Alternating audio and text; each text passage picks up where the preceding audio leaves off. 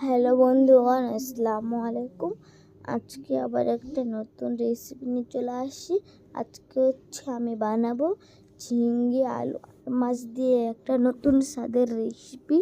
তার জন্য আমি এখানে পুঁটি মাছগুলোকে ভালো করে ভেজে নিচ্ছি। যে ভাজা হয়ে গেছে তুলে নিয়েছি। এবার তেলের মধ্যে দিয়ে দিলাম পেঁয়াজ বাটা আর রসুন বাটা। এবার দিয়ে দিচ্ছি হাফ চা চামচের মতো হলুদ গুঁড়ো। এবার মধ্যে দিয়ে দিলাম হাফ চা চামচের মতো লবণ।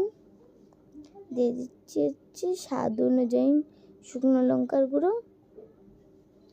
এবার এর মধ্যে দিয়ে দেবো ঝিঙ্গে আর আলু যে পিস পিস করে কেটে রেখেছিলাম, দিয়ে দিলাম।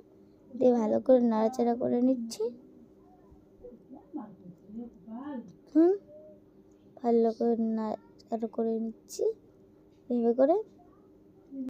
এখানে আমি কিন্তু জল দিইনি, ভিতর থেকে যেটা জল বের হয়েছিল আমি ওটা দিয়ে সিদ্ধ করে নিয়েছি। এই তরকারিটা দেওয়ার দরকার নেই। ভালো করে নাড়াচাড়া করে নিচ্ছি।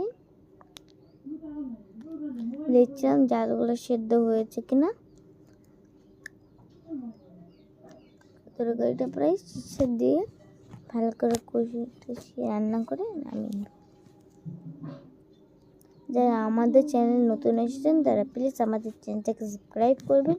ফেসবুক থেকে দেখে থাকলে পেজটিকে ফলো করে রাখবেন, তাহলে নতুন নতুন ভিডিও আসার সঙ্গে সঙ্গে আপনারা সেটা দেখতে পারবেন। এই যে এবার এর মধ্যে দিয়ে দিলাম ভাজা মাছগুলো যে ভেজে রেখেছিলাম। এই রেসিপিটা আমার অনেক ভালো লাগে, মাছ দিয়েছে আমার অনেক ভালো লাগে মাছগুলো খেতে। যেমনি দেখেছি যে তেলটা ছেড়ে গেছে, সো আমি একটু জল দিয়ে দিলাম। তখন আপনাদেরকে আমি বলেছিলাম যে জল দেওয়ার দরকার নেই, তখন ওখান থেকেই জল বেরোচ্ছিল।